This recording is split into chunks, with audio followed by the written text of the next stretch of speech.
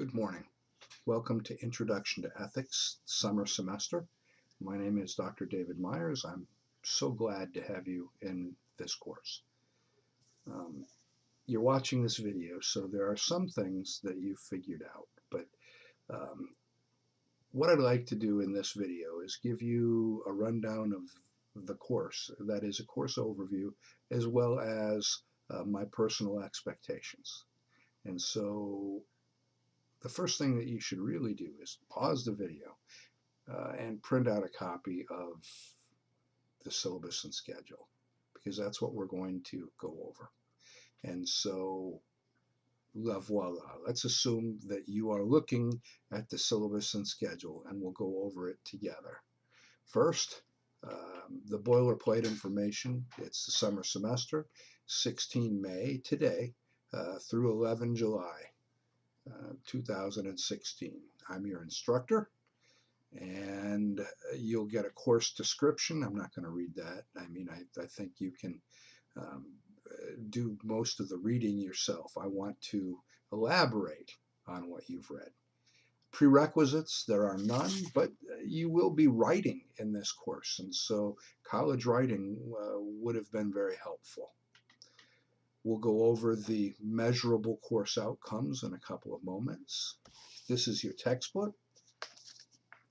It is the 11th edition, or perhaps you have an orange textbook, which is updated, but it's still the 11th edition. But you know what? You can get by using the 10th, the 11th. The pagination will be a little bit different, but you should be able to make that work. You can find this book online at Amazon, whatever. Hopefully you already have a copy that you ordered, but if you don't panic. I have included the first several chapters on D2L, and so you can at least get started. You will need a textbook, but you can at least get started. Excuse me, it's very early in the morning. I'm hardly awake yet. There will be required reading and objective examinations, a term paper, exercises for review questions that will be due for each section, and discussion boards. This is how I determine your grade.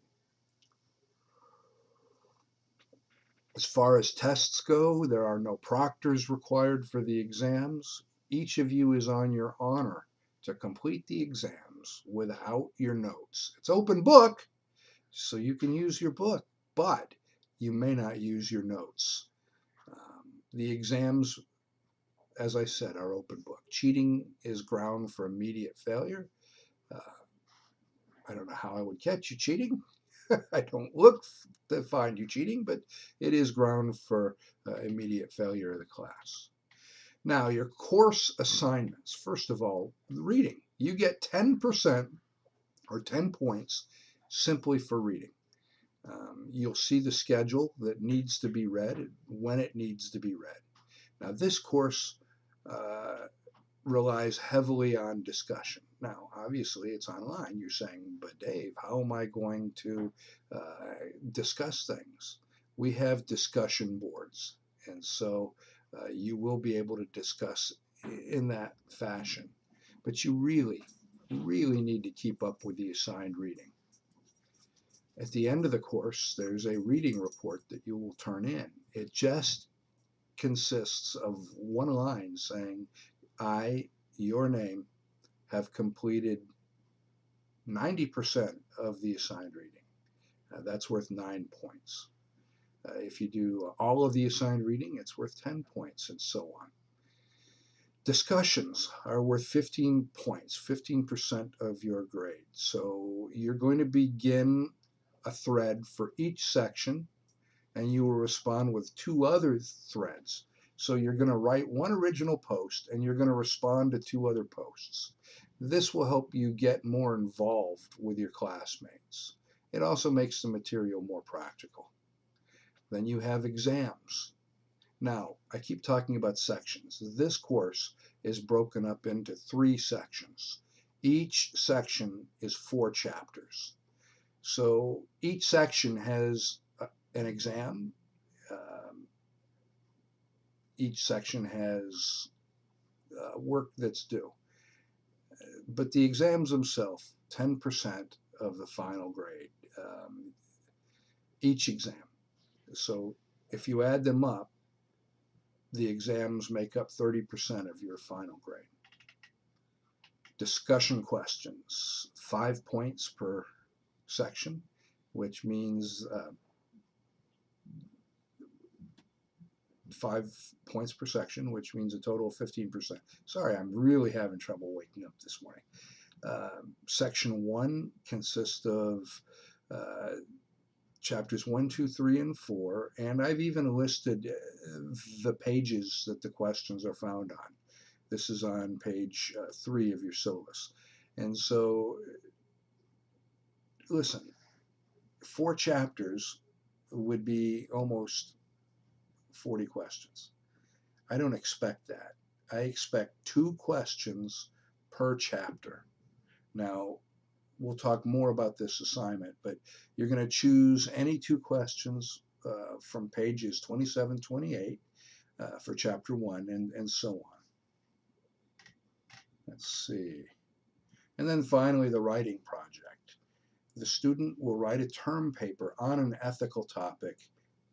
Any topic that interests you, ideally it'd be discussed in the textbook, but again, if it's an ethical topic and you're interested in it, you may write on it, with the exception of abortion.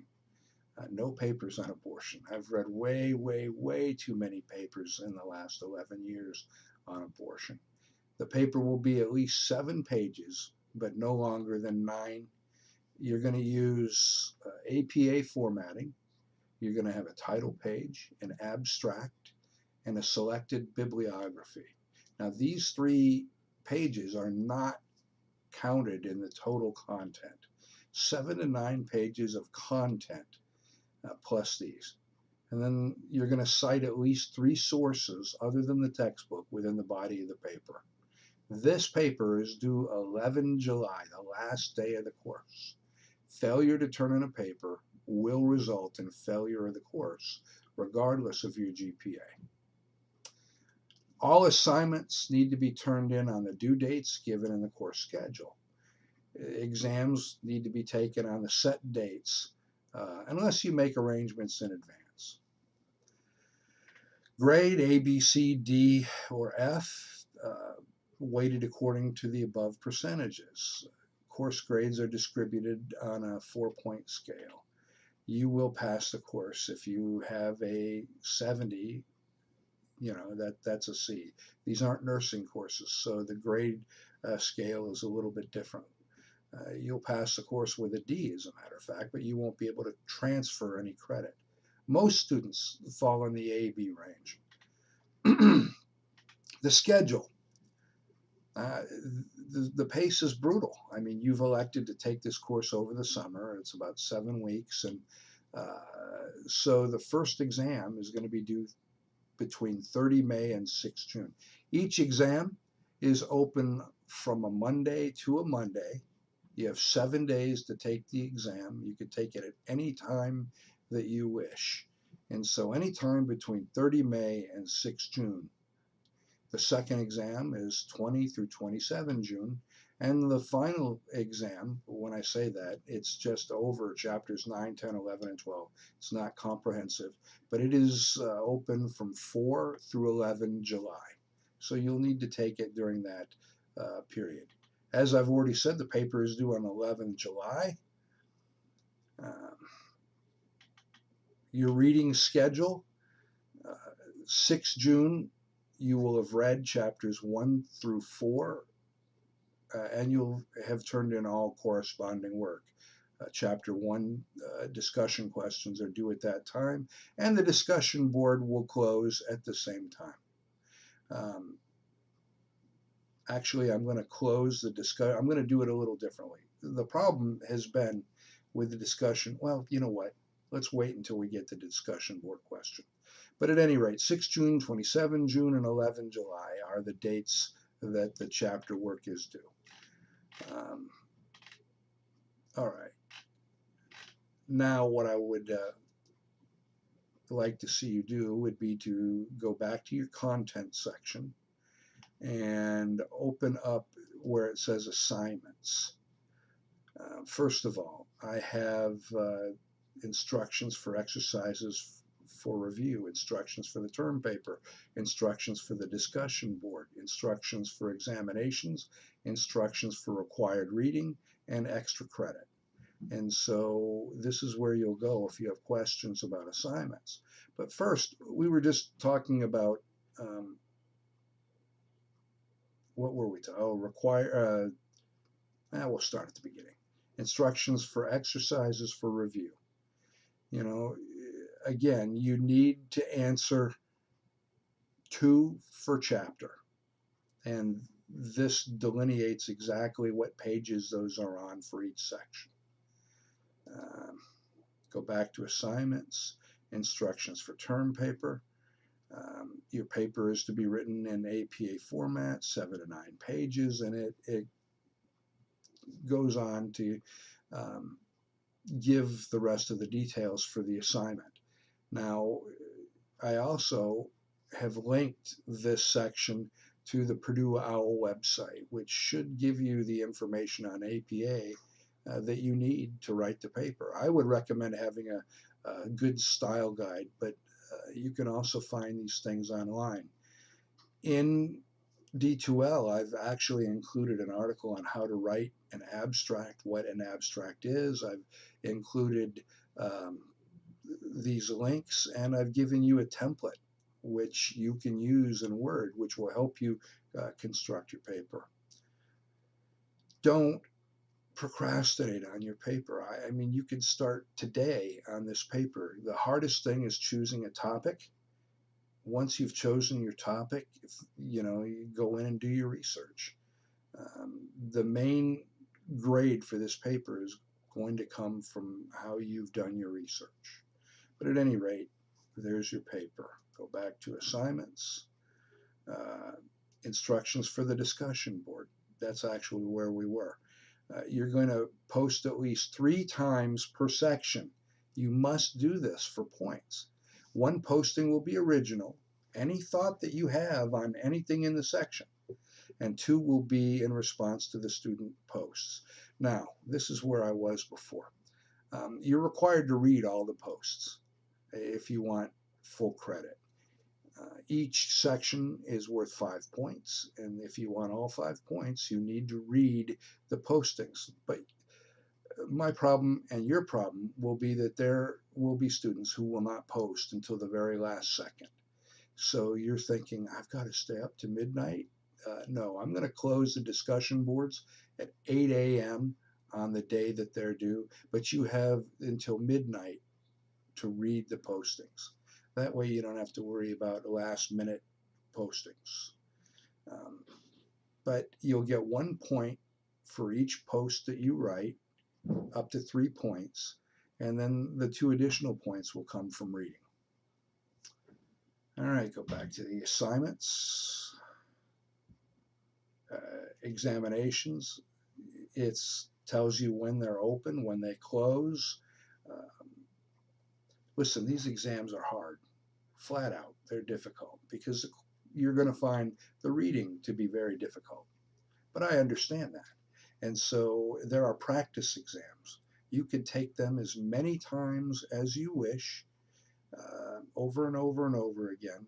All of my test questions are taken from the practice exams. What you see is what you get. There may be 90 questions in practice exams, so you have 90 possible questions that you'll see on the exam. 50 of them you'll see. That's it. Do the practice exams. That will help you. If you bomb a test, and some of you will because you won't listen to me about the practice exams, don't panic. There's extra credit. Open the test back up and grade it. Don't just cut and paste, but actually give me a short blurb on what you missed and what the correct answer is. Say you get a 44 and you do this extra credit. It will raise it up to a 70. If you have between a 70 and a 79 and you do it, I'll raise it to an 80.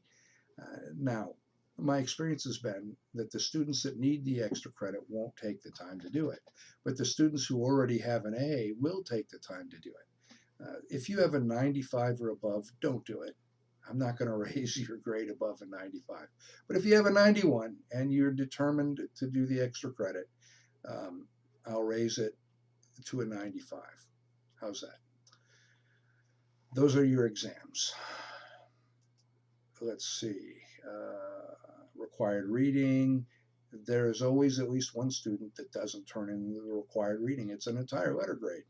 I mean, if you don't do it and you're sitting, you know, all your other work is basically perfect, you're still going to end up with a B because you didn't turn this assignment in. It's simple. It's one line, but what you put down is what you get. I have to make that caveat because I've gotten students in the past who have told me they read 20% of the assignment and then get upset when they get 2 points.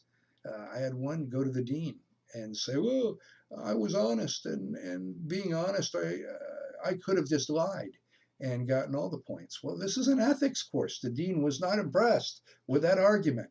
So if you turn in that you've read 20%, you're going to get 2 points.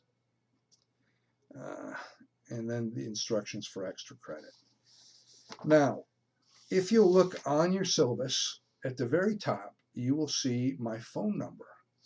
If you begin to fall behind, if you have any questions, if you have any concerns, call me. Call me, beat me. To quote the late, great Kim Possible, call me, beat me if you want to reach me. Uh, I check my email several times a day. I answer my phone. And so if you have a question, call me. And don't do what the majority of students, oh, Professor Myers, I'm so sorry to bother you. You're not bothering me. I have a job because you are taking this course. This is your course, not mine. And so call me, text me. I actually, I know I'm old, but look, smartphone, uh, love it. I check, I text, whatever. And a lot of students like to text. So if you have questions, call, text, email. Don't fall behind, without letting me know. I can help. I'm here to help. We can meet if you're having problems, whatever. Um, I think I have covered just about everything that needs to be covered. If you Now, listen to me. One thing that I find is a pet peeve is for a student to not go over D2L and to just call me. Again, I want you to feel free to call, but go to D2L first. It actually answers most of the questions. That being said, you'll find a mistake. I've found three and had to stop doing the video because I found three mistakes in the syllabus. One, it still said spring. Uh, Two, it had the wrong dates on it. It had the spring session dates and so on. I like to keep this thing current and up to date. I redo the syllabus, of course, each semester. I redo this video each semester. And so if you find something, email me and I'll fix it. But I assure you, you'll find something. That being said, have a great semester, and I look forward to reading your papers.